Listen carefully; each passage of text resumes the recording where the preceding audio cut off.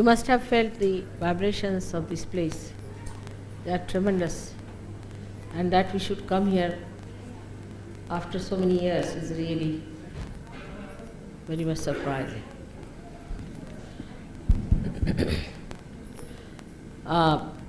This place has a great connection with me as such because my forefathers ruled in this place and this was the capital of Shalivanas.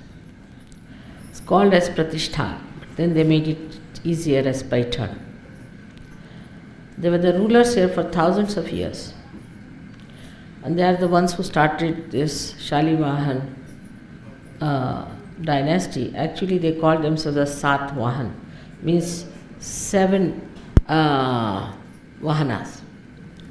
They represented the 7 Vahanas, or the 7 chakras. It's surprising how it is so Sahaja. After that, there was a great poet, as you know about him, Ganeshwara.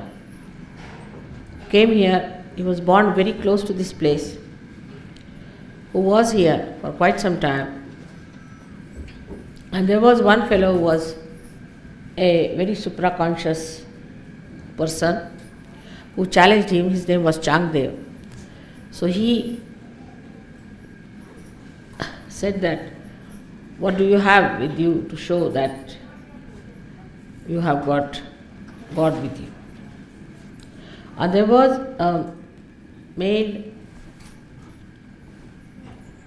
buffalo with him, male buffalo, which was just walking on the road. And Ganeshwara made that buffalo say Veda mantras.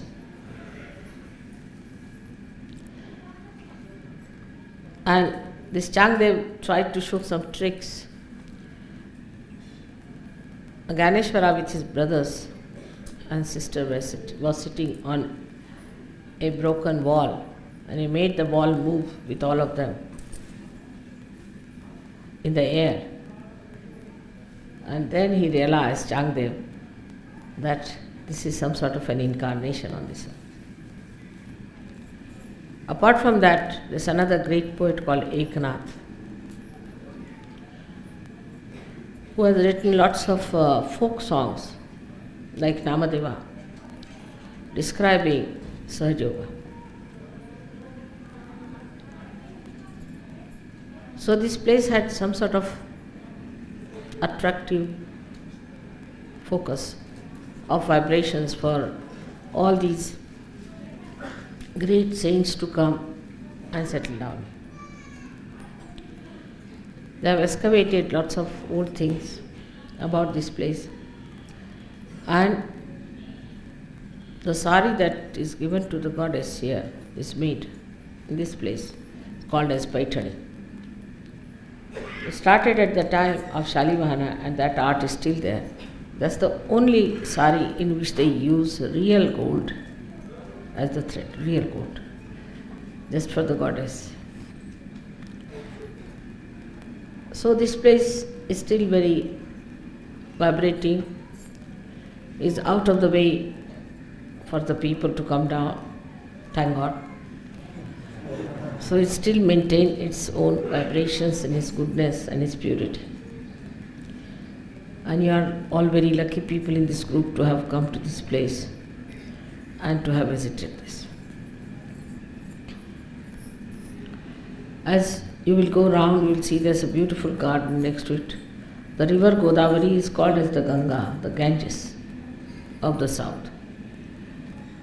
It starts from Nasik, where you were before, and then brought here, and a big dam is made for the supply of water all over, which you can see on your way. There's a beautiful garden nearby, and Eknath's temple is just behind here, so we can all go and have a look at it also.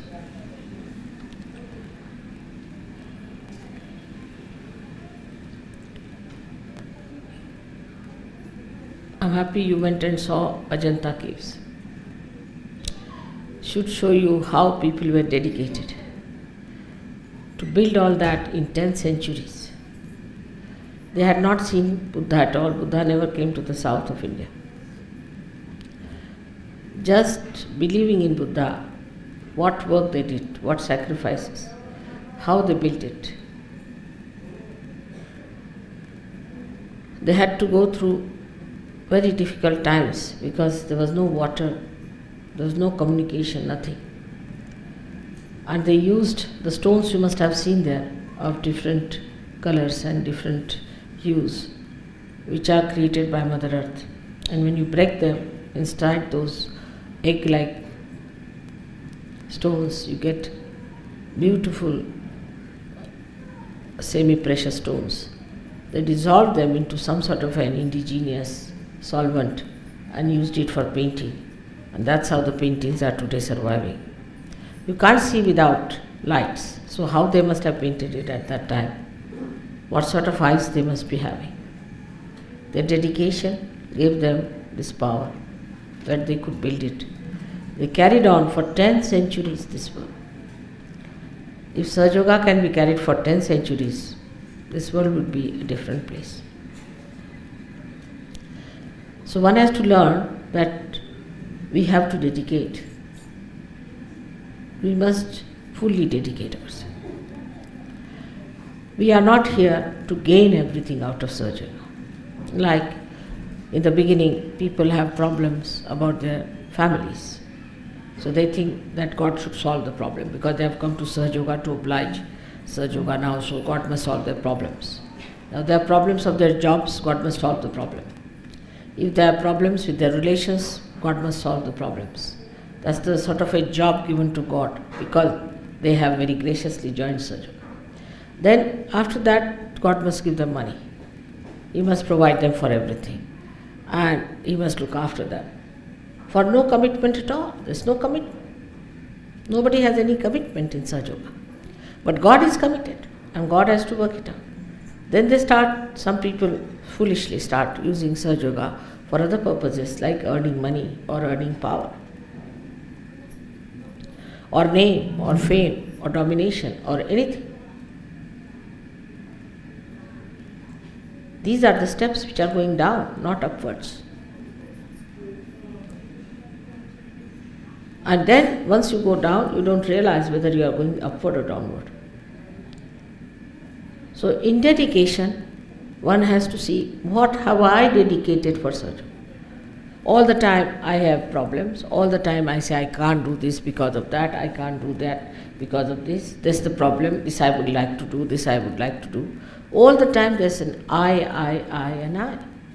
But what have I dedicated? What time have I given to Sahaja Yoga? How much money have I given to Sahaja Yoga? Nothing at all. People don't even take leave for Sahaja Yoga. They can't do anything for it. These people not only took leave, but permanently went and settled in that place, in that far-fetched place, without any machinery, without anything. They did that whole painting and the whole excavation and all that, the entire work of such a tremendous volume that is impossible in these modern times. Nobody can recreate something like that with all your machinery, with everything, because people don't have dedication. So for Sahaja Yoga, we have to put ourselves onto a point. What did I do? What did I sacrifice for Sahaja Yoga? Nothing. It's only for my own child, or maybe for my wife, or for myself, or for my job, or for something. What is our commitment? And without commitment, purity cannot come in. It will go up and down like a yo-yo. We are committed to Sahaja Yoga. If there are even 5 people who are really fully committed to Sahaja Yoga, it can be built up that way.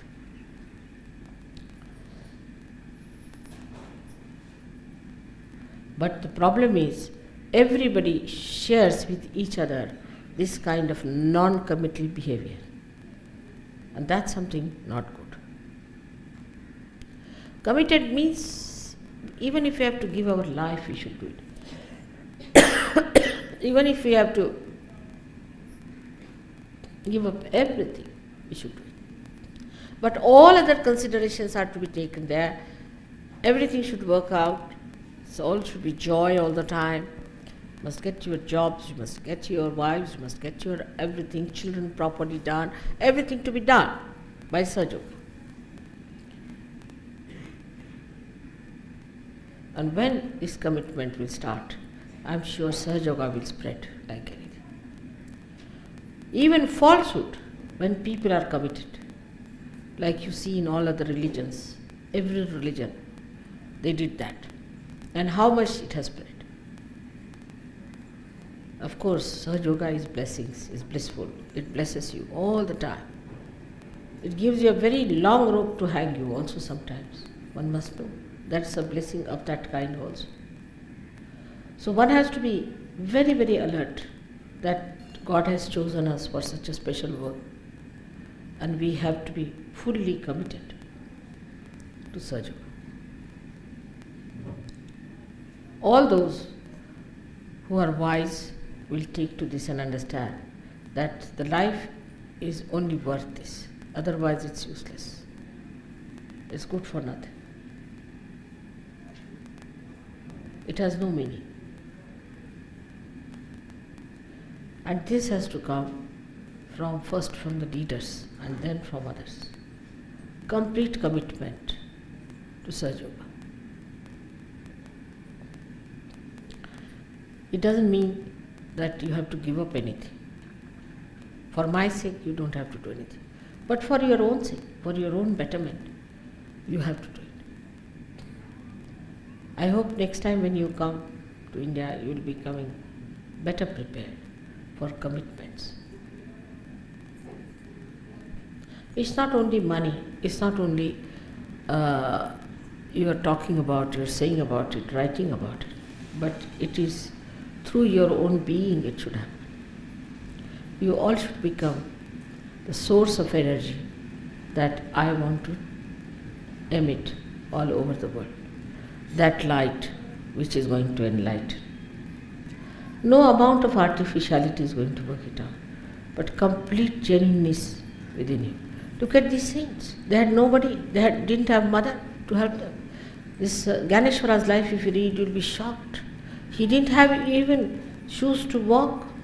He was treated so badly because his father was a sannyasi and was married.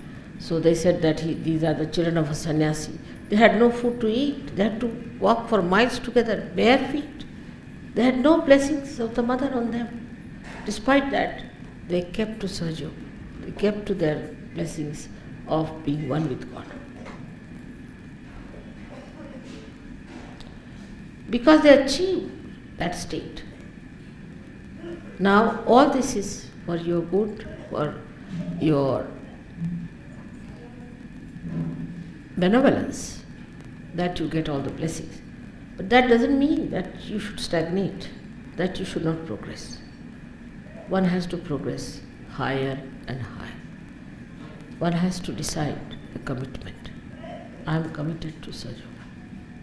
That is what you have to be committed. May God bless you.